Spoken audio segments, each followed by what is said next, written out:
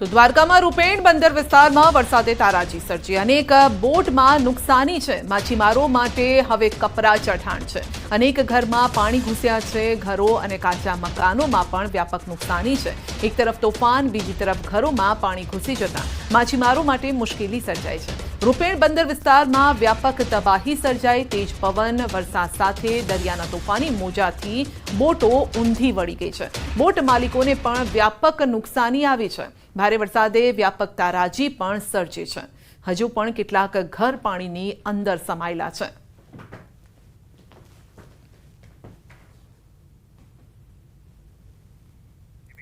તો ખંભાળિયા પંથકમાં છેલ્લા 4 દિવસમાં ધોધમાર વરસાદના કારણે વ્યાપક તારાજી સર્જાઈ છે। ભારે વરસાદના કારણે ઘી નદીમાંથી પસાર થતી પાઇપલાઇનમાં ભંગાણ થયું છે। 3 દિવસથી પીવાના પાણીનું વિતરણ પણ ઠપ છે, જેના કારણે આ વિસ્તારના લોકો હાલાકી ભોગવી રહ્યા છે।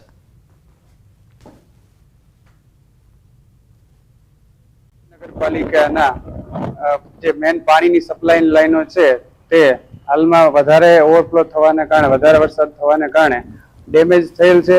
તેના કારણે હાલમાં પાણી પુરવઠો બંધ છે। તેના કારણે હાલમાં ખંભાળિયા નગરપાલિકાની તમામ ટીમ અન્ય વ્યક્તિઓનો સહારો તથા એનજીઓનો પણ સહારો લઈ અને આ કામ તાત્કાલિક અસરથી યુદ્ધના ધોરણે શરૂ કરેલ છે।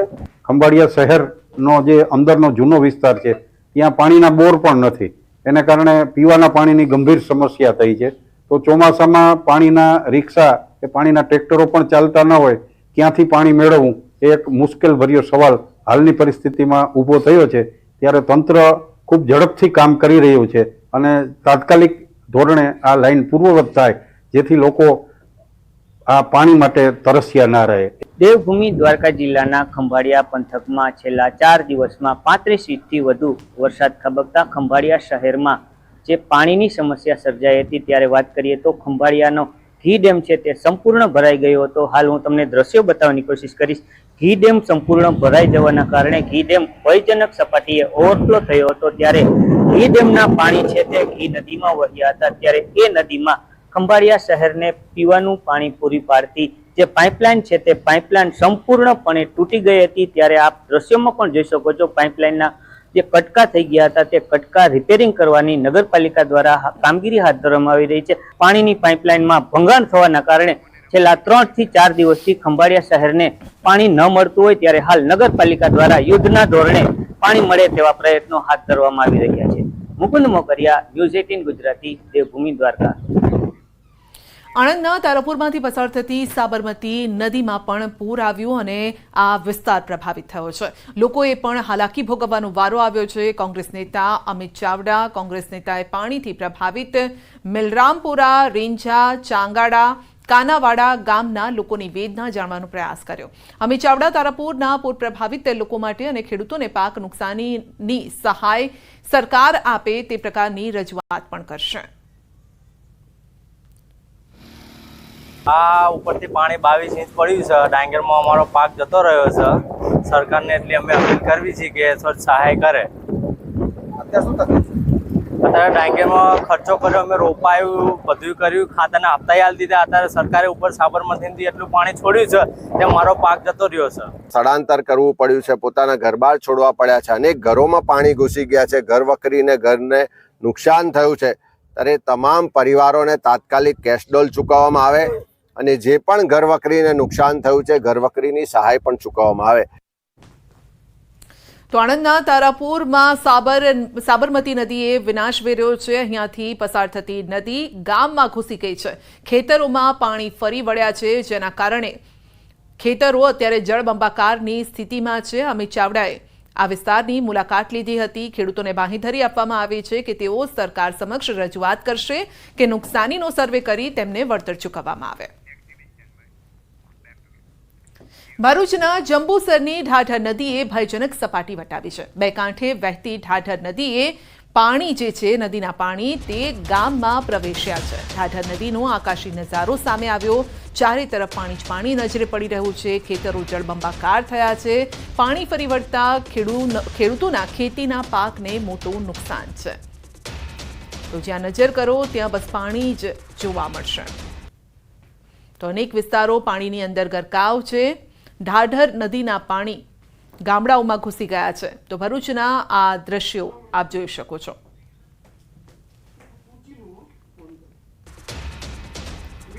આ તરફ ખેડા શહેરમાં જ્યાં સ્થળ ત્યાં જળની પરિસ્થિતિ છે.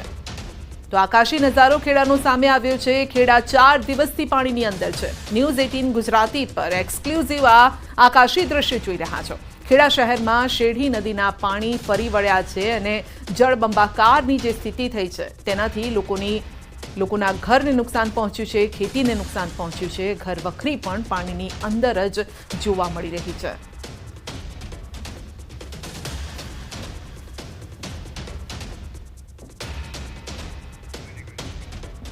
તો જ્યાં જુઓ ત્યાં પાણી જ પાણી. ખેડા અને ભરૂચના આકાશી દ્રશ્યો જે સામે આવ્યા છે તેમાં બસ એક જ વાત આમાં કોમન છે કે નદી રૌદ્ર સ્વરૂપ ધારણ કરીને બેઠી છે અને લોકોના ઘર ખેતર બધું જ પાણીની અંદર સમાઈ ગયું છે. તો એક તરફ ઢાઢર નદી, બીજી તરફ શેઢી નદી કઈ રીતે લોકોના ઘર સુધી પહોંચી છે તેના દ્રશ્યો છે. તો નદીઓએ કિનારા વટાવ્યા અને લોકોના ઘર સુધી પહોંચી ઘર વખરીને ખેતીને નુકસાન પહોંચાડ્યું છે.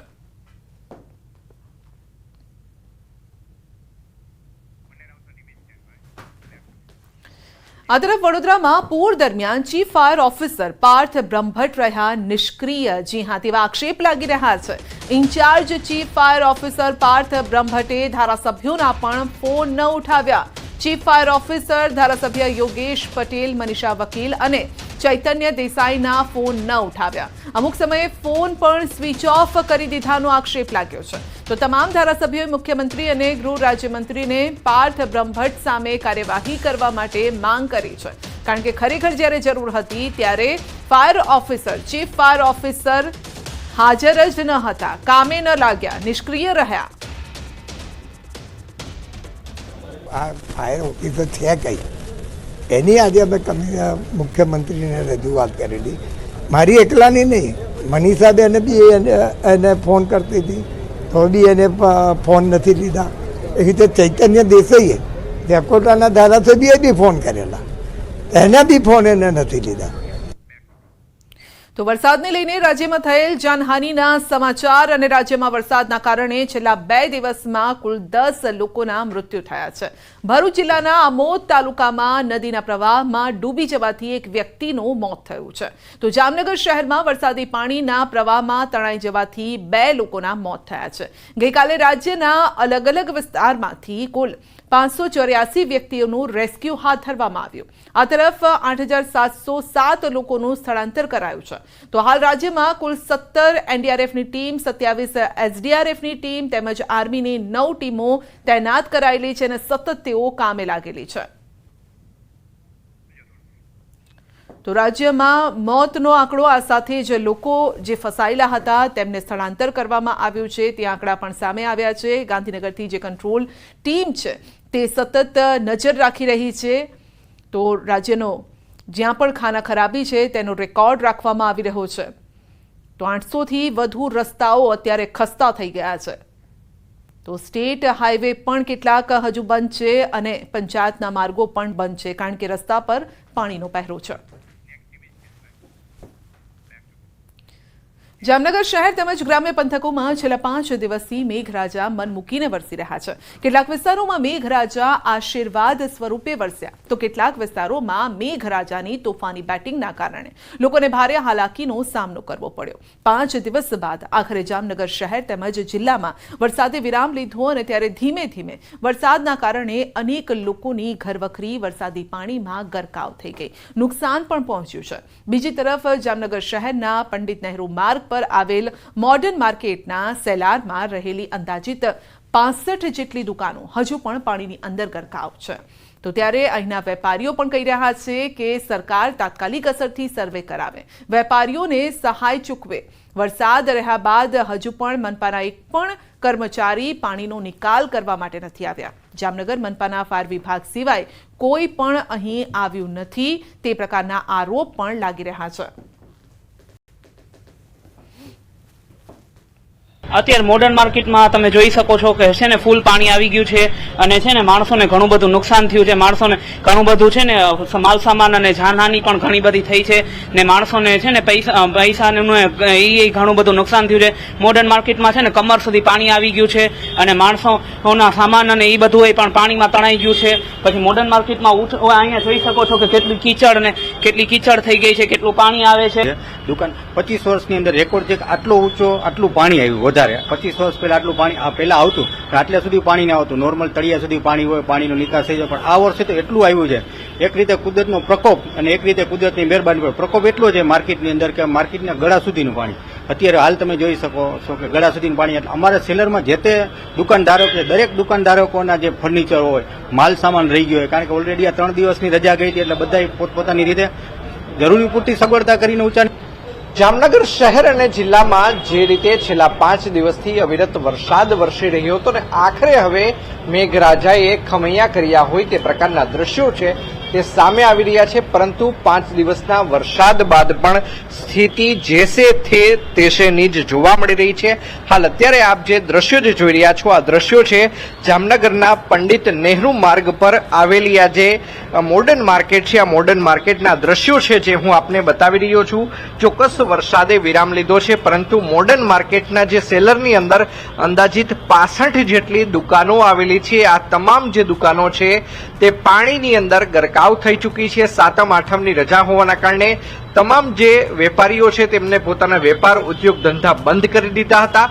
પરંતુ જે પ્રમાણે સૌરાષ્ટ્રની પરંપરા છે કે 10મ બાદ 11સથી આ દુકાનો ખોલતી હોય છે, પરંતુ આજે 12 થઈ ચૂકી છે અને જોઈ શકાય છે કે એક પણ દુકાન નથી ખુલી. ત્યારે આ દુકાનો ન ખુલવા પાછળનું કારણ માત્ર ને માત્ર જે પ્રકારે વરસાદે તારાજી સર્જી છે, જે પ્રકારે નુકસાન હાલ અત્યારે મોડર્ન માર્કેટના જે સેલારની અંદર જે અંદાજિત 65 જેટલી દુકાનો આવેલી છે, આપ જોઈ શકો છો કે અત્યારે પણ 4 ફૂટ જેટલું પાણી છે તે આ સેલારની અંદર જોવા મળી રહ્યું છે. અહીંના વેપારીઓને લાખો રૂપિયાનું નુકસાન છે તે પહોંચ્યું છે. અહીંના જે વેપારીઓ છે તેમનું કહેવું છે કે મહાનગરપાલિકા દ્વારા તાત્કાલિક અસરથી આ જે સેલારની અંદર રહેલું જે પાણી છે તે ખાસ કરીને ખાલી કરાવવામાં આવે, જેથી કરીને વેપારીઓ છે તે પોતાના વેપાર ધંધા ખોલી શકે ને ત્યારબાદ એક સાચો આંખ છે તે સામે આવી શકે કે આખરે અહીંના જે વેપારીઓ છે તેમને પોતાની દુકાનની અંદર કયા પ્રકારનું નુકસાન છે તે થયું છે. અંકિત પોપટ, ન્યૂઝ 18 ગુજરાતી,